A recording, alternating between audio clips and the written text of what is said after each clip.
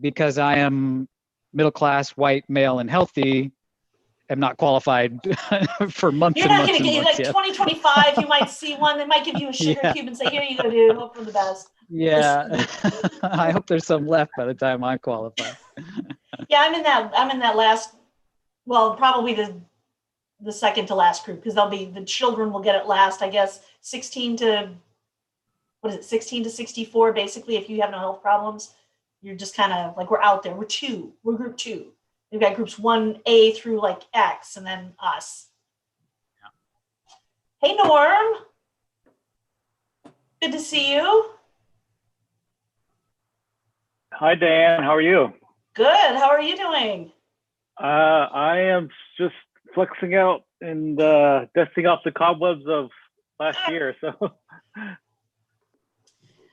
I had a price class this week, so I'm kind of back in the groove. oh, already. Well, nice. Yeah, it was a fun class. We had a lot of people from Amazon Web Services. Is that Which right? was, Oh. yeah, and it was interesting. We had people from startups to AWS, and We've done some private training with them too before, right? Or that's my understanding. They've done some other things. So I think it might have been their last class actually. Mm. So, but they were terrific. Good input. It was just a nice group. Even people who couldn't turn their cameras on were very engaged, which we were just talking about that week back from holiday season that not everybody's engaged. They were just a really great engaged class. And so it was fun. I hadn't taught price. Sam looked it up for me. I hadn't taught price since June. Wow. And I knew it had been a long time, but it was just, wow. And so because I had said, was it like riding a bike? Yeah, it is. There were a couple things I went through just to say, okay, just remember the sequence on this and make sure you're really clear. I had one thing that I goofed up, and I didn't even notice it at the time. One of the students stayed after, and she said, I had a question about the exercise. And as she was going through it, I said, oh, I see why, because I conflated two things together, and no wonder you had a question. I'm surprised nobody came back and asked that, but that was okay. Well, gang, we are at 1 past the half hour. Shall we rock and roll?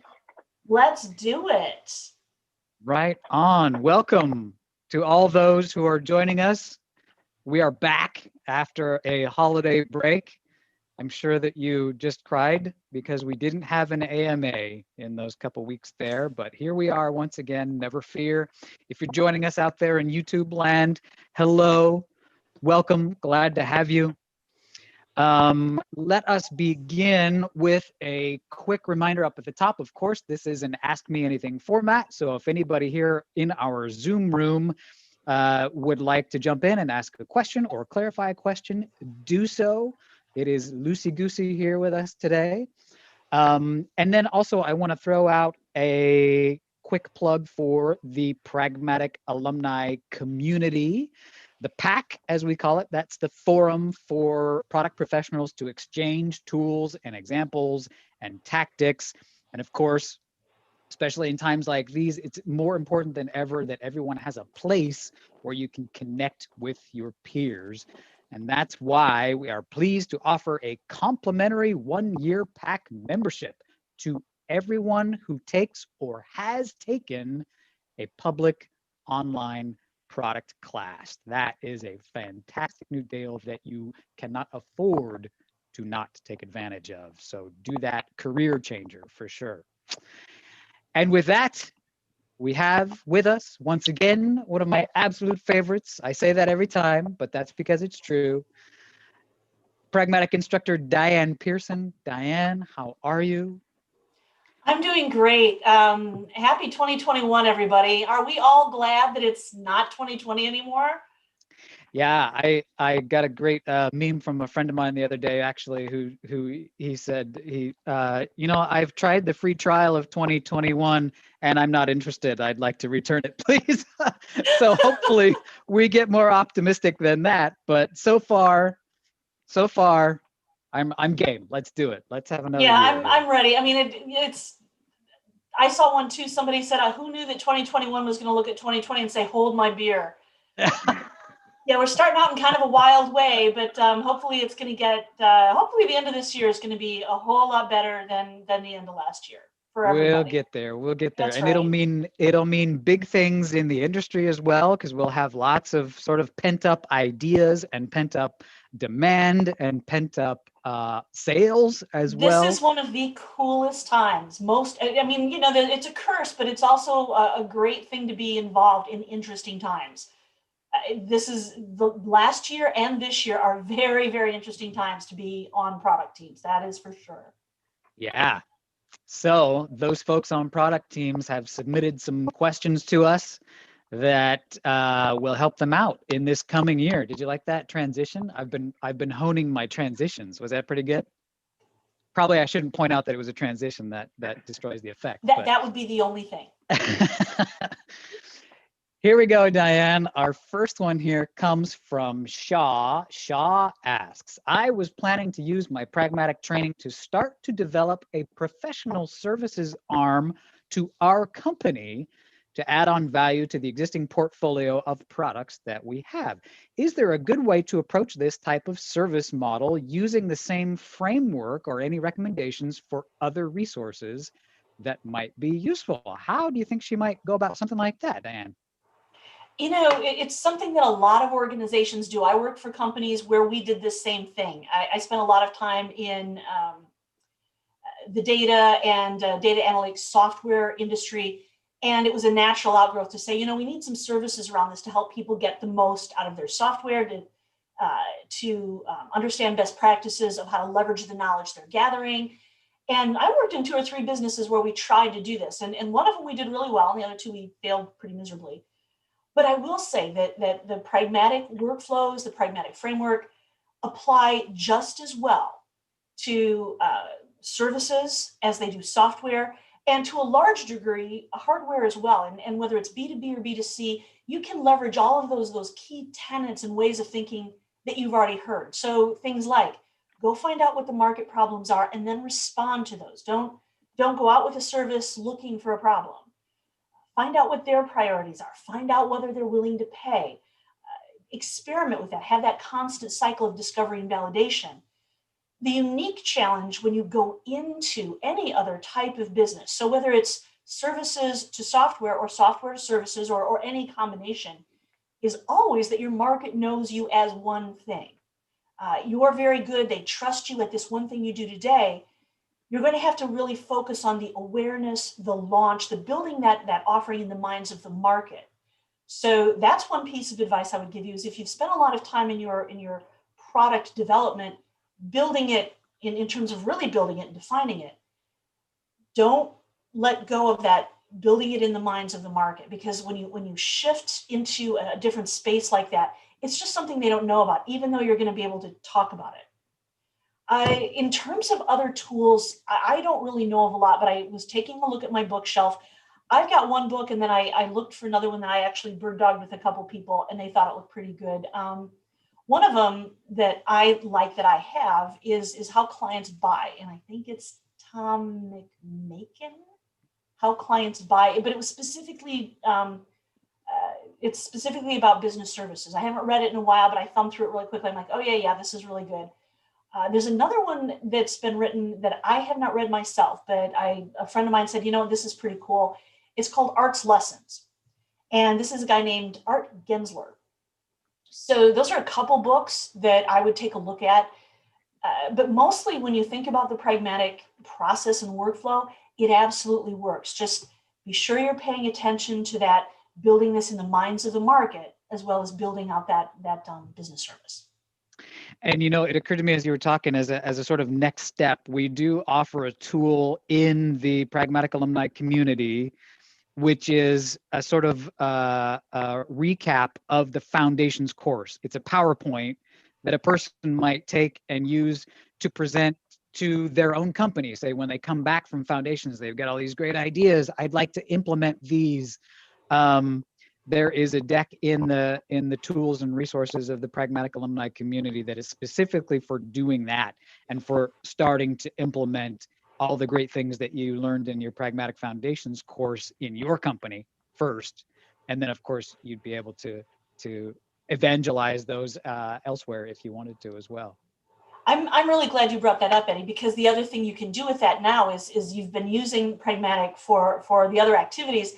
Go through that refresher and translate the activities into this business service that you're looking to build and take to market. So yeah, what a great idea. I'm glad you brought that up. Mm-hmm. Here's our next one, Diane. The next one from Richard says, I am looking for advice, material, articles to help in the decision process of buy, build, partner. We are going down a path of build, and I believe that we should partner. Any thoughts on how to best present my thoughts to the team? Sounds like he's got a little persuasion job to do here. How might he tactically or tactfully convince his team to maybe take another path? You know, buy, build, or partner is one of those things, and particularly partnership is one of those elements of decision in an organization that is one of the most haphazardly done in my experience and what I hear from students. Whenever I talk about this in focus class and I share some of the ways that I've seen partnerships built, there's a lot of nodding and a lot of shaking of heads. There's a lot of frustration around this whole decision-making process. Unfortunately, there is not a lot out there when it comes to buy, build, or partner in terms of articles and books and decision-making processes. But what I will say is what we teach about this is something that will stand you in good stead from a perspective of how should you make these decisions. We'll get to that second piece of the conversation though, which is how am I going to talk to my organization and convince them in a minute. But buy, build, or partner, the three rules we put in place that work well are that you should buy common technologies. You should build those things that are in your distinctive competency area, and you should consider partnering for everything else. The reasons behind that are, first of all, when you think about that buy, anything called a plugin is not called a plugin for nothing. Security software, identification software, credit card verification software, shopping cart software, everybody in the world now expects those things to act a certain way. So even if you've got a really unique product, even if you think, well, but we just want to do this slightly differently, it is almost always better to buy those things and fit your product into them than the other way around, because you're going to stop your market in a process they're really comfortable with, which nobody wants to do. So that's the reason why you should buy everything you can that's already on the shelf and inexpensive enough that you could afford to buy it. The other reason is it always seems like a good idea to build something when you first build it because you might be able to build it less expensively than you could buy it. The problem is you're not experts on building that stuff, and what happens when you've got to go back and update it? Now, the people who are experts on those things are updating them all the time. That's why it's never a good idea to build those things that are commonly used as plugins today. It's just, you're adding risk, you're doing something that's unexpected in the market, and then you've got to care and feed it forever. Thinking about your distinctive competencies and knowing and understanding those, that is one of those things, once you know that in an organization, it's like your superpower. It is your secret superpower, because once you do that, it makes a lot of these decisions much easier. It's like Starbucks. Starbucks sources almost everything you go into Starbucks to eat or drink. What they don't outsource is the whole experience of being with Starbucks, from physical, the actual store, even inside, for example, a grocery store. You notice that their floor tiles are different. Their lighting is different. It's that atmosphere. Even now, when people aren't going in Starbucks, collecting the mugs, collecting the cold drink containers. I have a friend who is collecting these things and is just completely into it. They don't mess with that. That's their distinctive competency, the whole Starbucks experience. But they'll source product from all sorts of different suppliers. And then there's that piece that's partnership. And that is the piece that can get weird, because partnerships seem to be sort of like the partnerships you create when you're in high school and college. It's like, oh, wow, that person looks cute. Let's just love each other forever. And it just doesn't work out that way.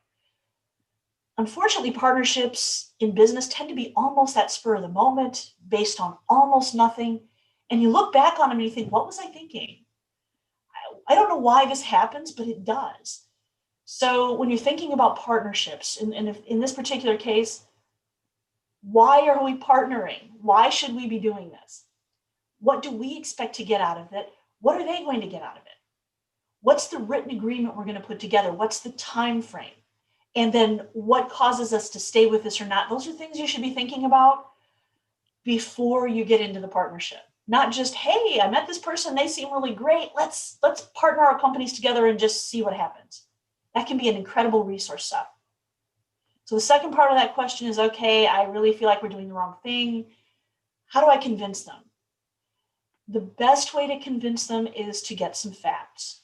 Now, whether you can get facts about the alternatives in the market, go find studies that have been done, talk to the market and validate.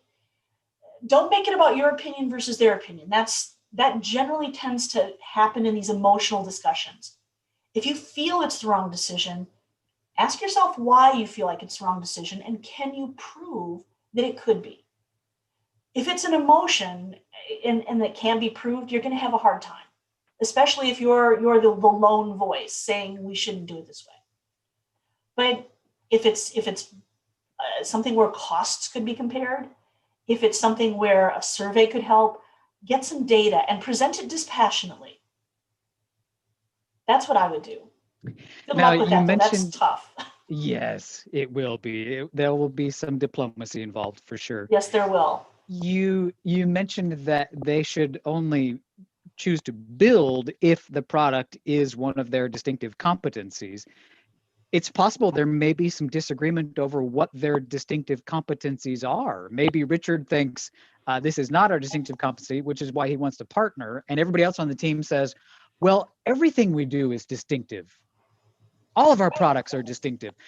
So how do you define distinctive competency, and can you have more than one? So great question, because distinctive competency is one of the most significant concepts that we teach at Pragmatic. And for those of you who remember talking about distinctive competencies, there are three things that distinguish a distinctive competency from a core competency, which is anything you do well. The first one is that it's something you do in an acknowledged way, acknowledged by the market, better than the competitors. So you do this better than others. And that's one of the things that differentiates you in the market. So your market says, yeah, you know what, they're the best at this thing. The second thing about that is that it's something that is hard to copy. Not impossible to copy, but hard to copy. And the third thing is, it's not only something you do best, it's something your market really values. A lot of us do things really, really well, maybe better than everybody else, but you know what? If your market doesn't value it, it doesn't really matter. Or it might matter because it's something that helps us in other places, but the distinctive competency is going to meet those three criteria, which usually means that you've got one or two, maybe three, but most organizations don't have dozens of these. Often your product is not your distinctive competency. Often your product is pretty similar to your competitors' products. You might have, however, something like excellent customer service. And when I say that, I truly mean yours is better, demonstrably better, acknowledged in the market to be better than your competition. And so a distinctive competency, distinctive is the operative word there. It really isn't, no matter how well you do many, many things, some of those things are table stakes. Some of those things must be done well in order to compete at all. The distinctive competency is what puts you ahead of everybody else with a certain market. So that's the discussion I would definitely have in my organization.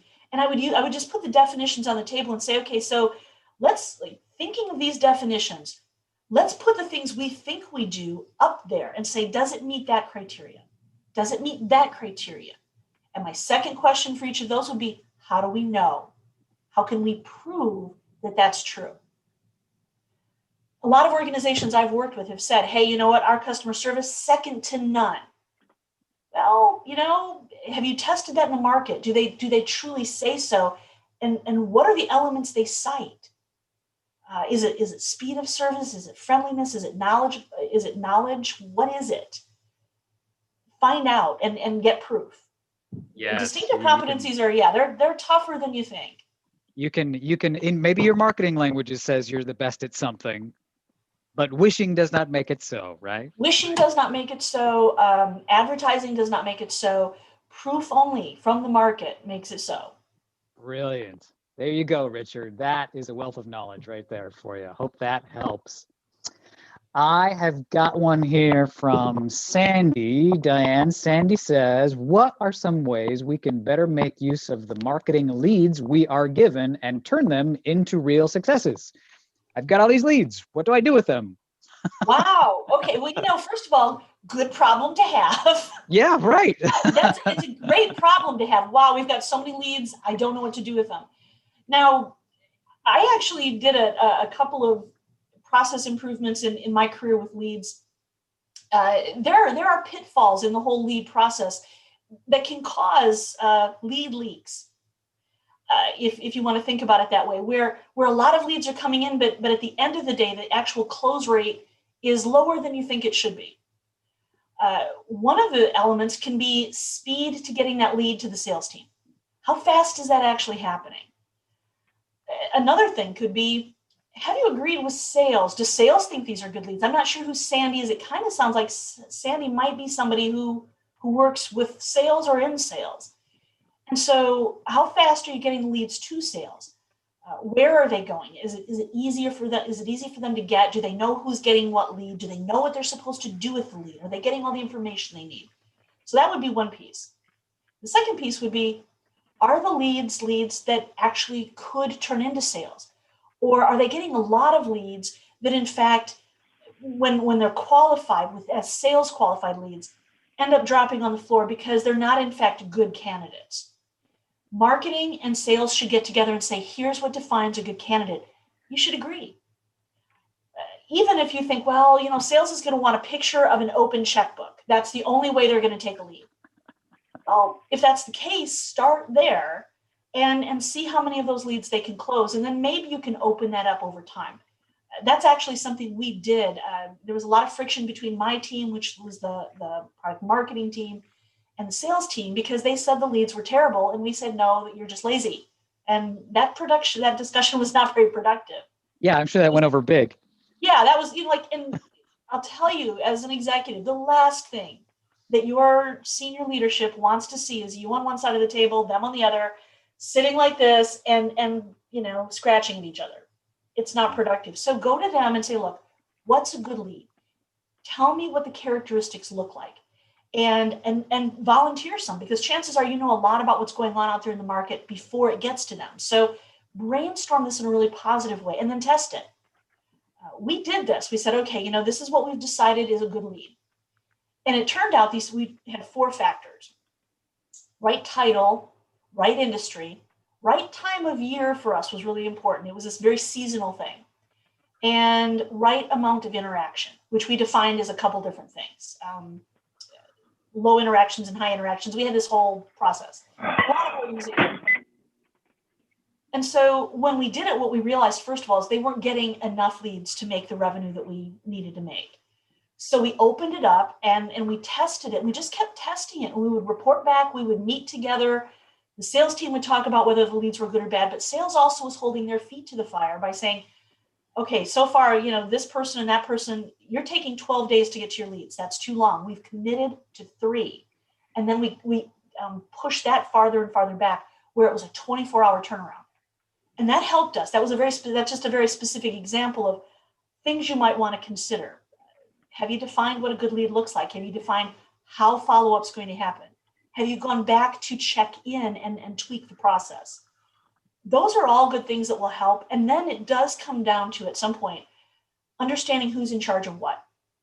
And so if you're doing that and the deals aren't closing, and maybe you're working with uncooperative teams, there is only so much you can do. But if the teams are cooperative, you just keep working that problem, testing different timeframes and different interaction and different thresholds, and see what works best. Awesome. It seems like you'd get a lot of buy-in from the other team, whichever is the other team for you, You know, by letting them define the parameters like that, almost like you letting your get them, kids yeah, you bring them define their own together. punishments. Yeah, I mean, seriously, after all, they want to make revenue too. They don't want to mess around with leads that aren't going to work. Yeah.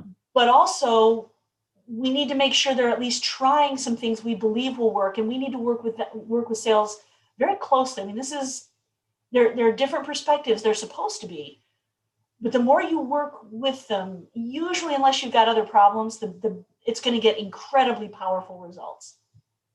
So then once both teams are settled on the definition of leads,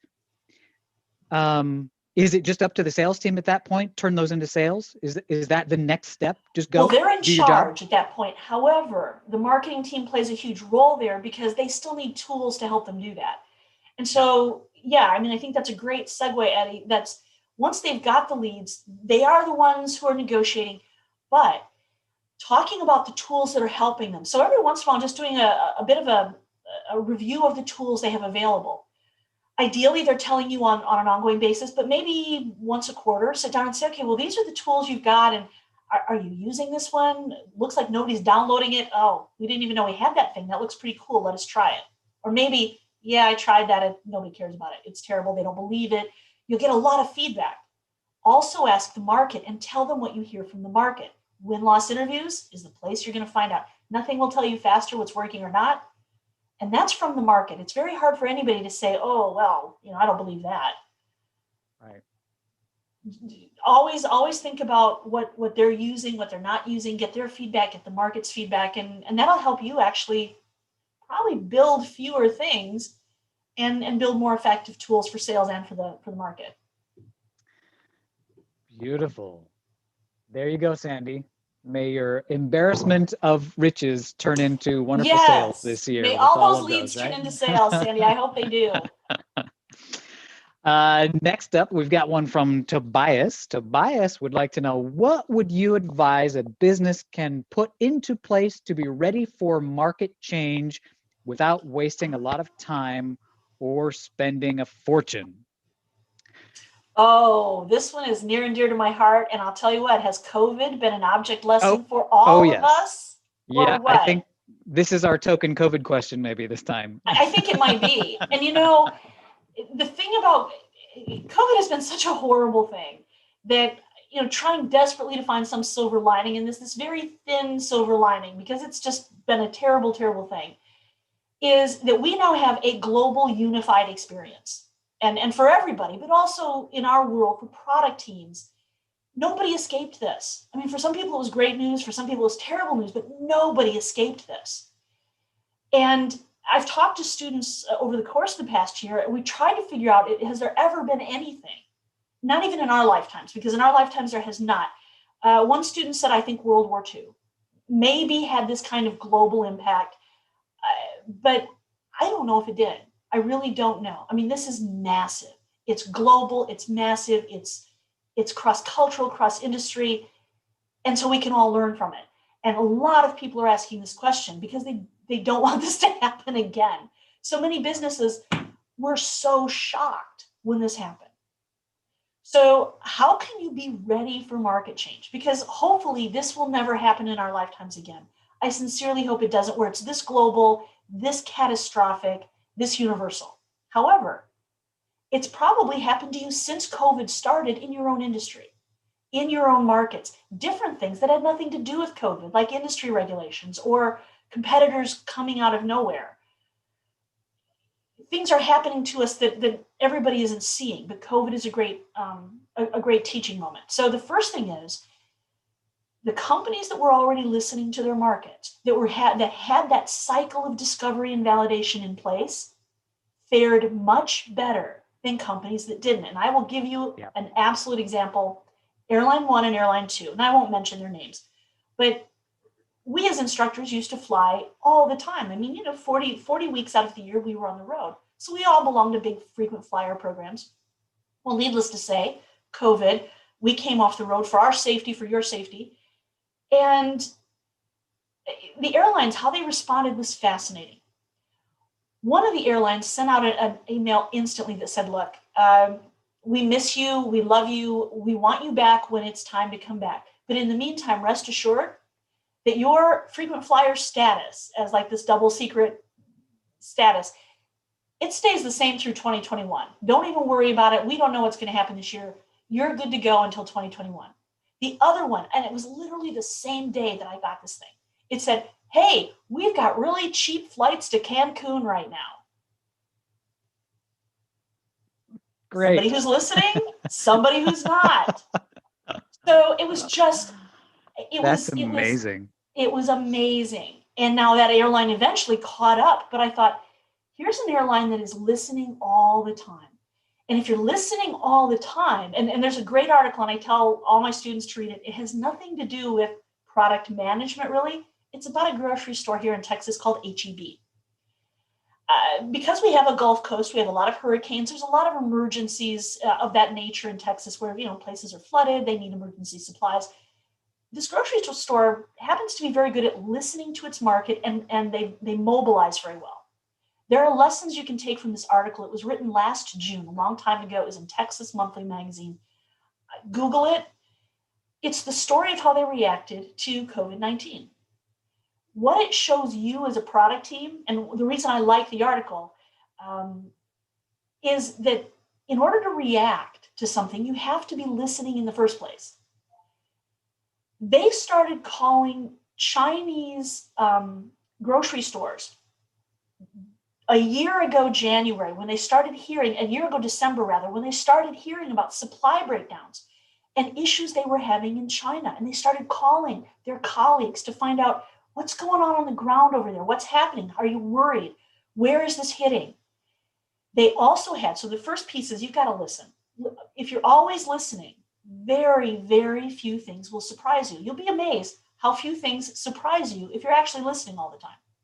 So put a listening plan in place. The second piece is have a fire drill team. This is something every place I went as an executive, I set up a fire drill team because I was usually running product and sometimes product and marketing. You've got to have a fire drill team because you never know what it is that's going to hit.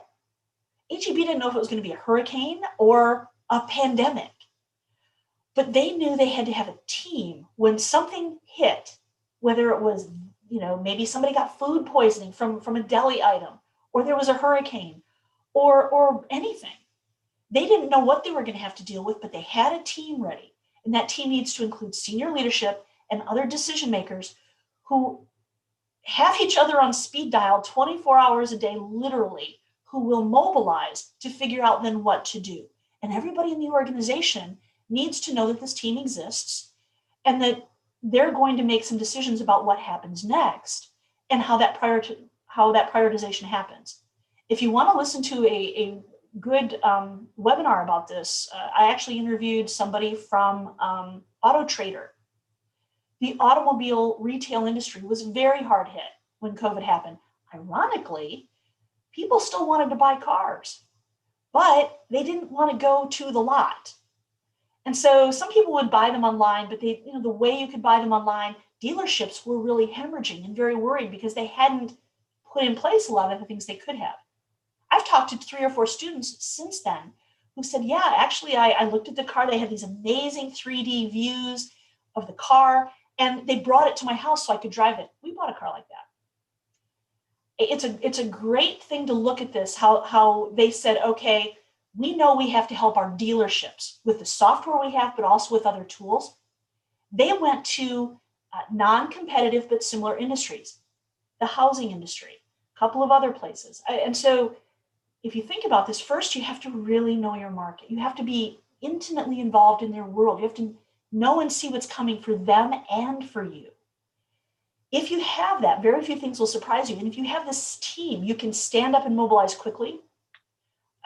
People who should be included there certainly should be anybody in your supply chain, your public relations department, your senior executive, a member of your board, usually somebody from product or manufacturing, if you have hard goods manufacturing, and then somebody else from marketing. And these should be people at a high enough level that they can make the decisions fast. They have been empowered to do so. Dan, you touched on something sort of in between those steps that I want to poke at a little bit. So the first step, which is listen, listen, listen, listen, be aware, listen what's going on out there. And then the next step was you've got this action team that can respond accordingly.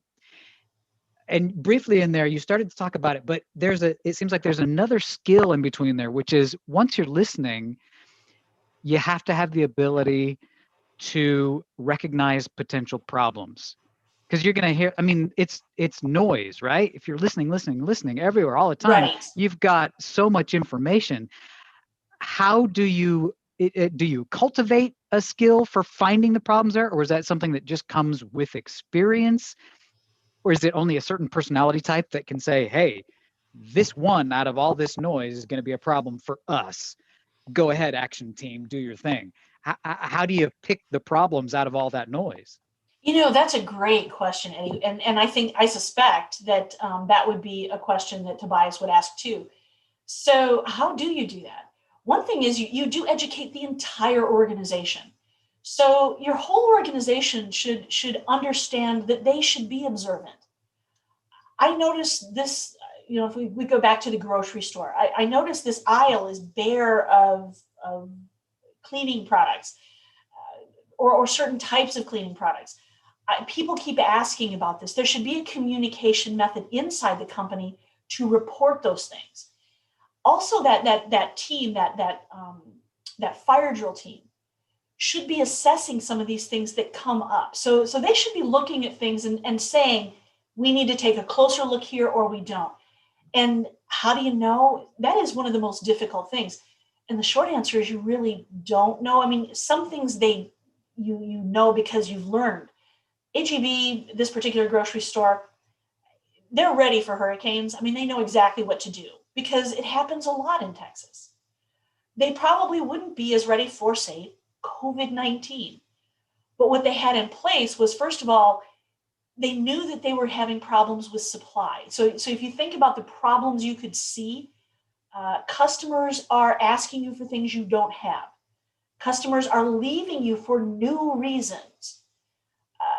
There are new regulations that people either are having trouble with or they're ignoring.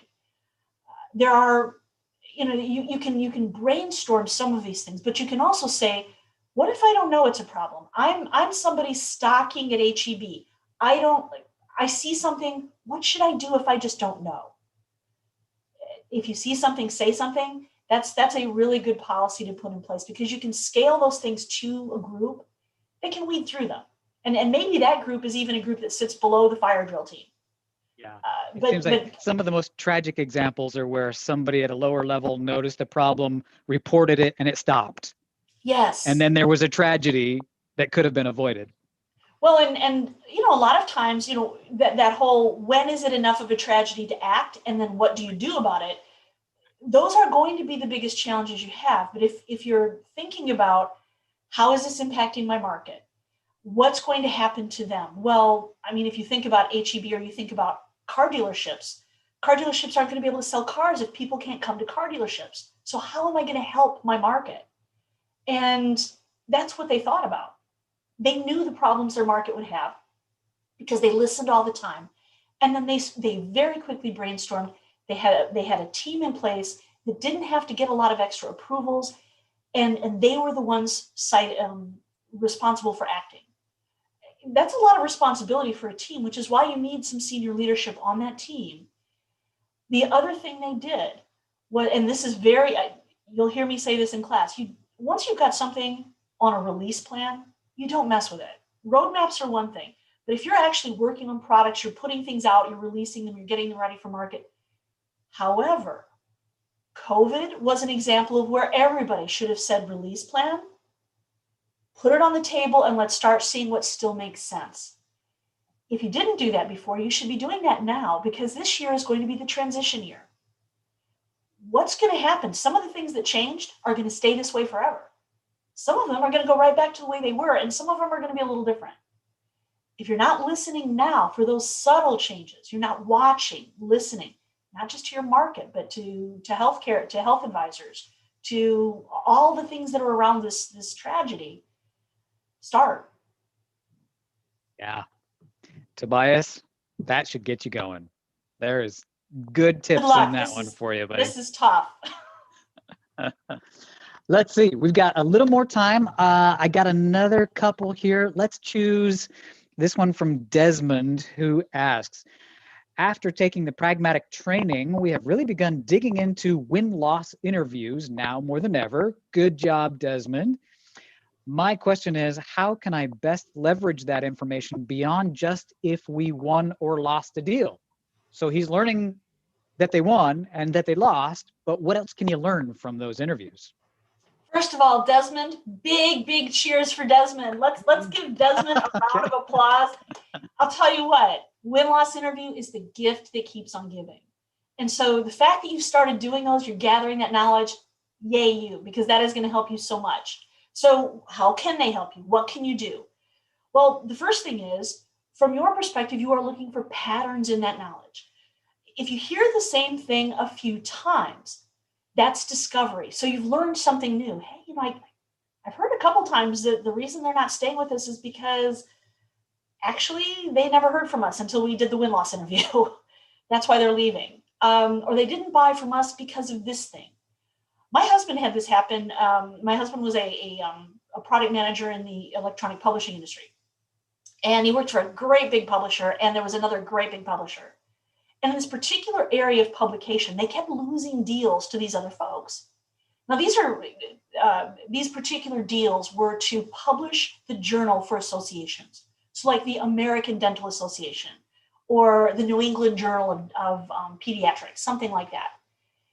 And they're complex because they have all these different pieces in the price, upfront payments and guaranteed pricing for their members and number of articles. It's very complex.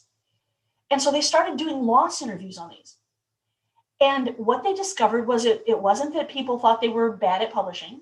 It wasn't because they weren't doing all the technical things right. The product itself was actually just fine. It had to do with this upfront guaranteed payment. You pay for the privilege of publishing these journals. It's an upfront payment you give to the society. Well, it turns out the company my husband works for was being kind of stingy when it came to this payment. And they couldn't get an exact number. Like, well, how are you going to get him to tell you? Because that's not cool. Basically, they said, okay, well, our number was this. Were we way off or way off? And they said, oh, you're way off. And so they experimented with this and they started winning more deals. And so even if you can't get a precise exact answer, what you're hearing from these is information that tells you something. It's like, okay, that's something I need to follow up on. So listen for a pattern. When you hear a pattern, then say, what's my next step? Is my next step to test a solution, or is my next step, I really need a little more information before I test a solution? In their case, it wasn't just about the upfront payment. It was, how much are we off? And they figured out at one point they were off about double or about half. Like they were offering half that the other company was offering. And nobody ever told them that. They just figured it out by having a conversation about how badly off are we. So if you start noticing a pattern in your win-loss interviews, which is theoretically a smaller group, you could then specifically go look for that pattern in a larger group. Validation. Exactly. And the reason is because as you're first of all, there's so much you can learn from your win-loss interviews. And so listen for the things they're telling you. Once you hear those things a few times, stop and validate with things like surveys or some other way you could validate. Surveys are good. Experiments are good. Secondary research is good. Go find a way to validate that and then ask other questions because there's so much you can learn. What you're looking for are patterns. So that's why, it's not about any one deal. It's about the commonalities of the way those people buy. Also remember, when you're listening, you want to listen for everything because you want to listen for, when did you first know you were going to need to solve this problem? People who start businesses, for example, they know that someday they're probably going to need something like a customer relationship management software tool, like Salesforce. But if I've got two people, if it's me and Eddie or me and Eddie and Callie, I don't need it right now. I might have known this. When did you seriously start considering it? Well, you know what? We hired our first salesperson. Is that when you started? No, you know what? We got to about 5 salespeople. I worked in an organization that built software for lawyers and law firms.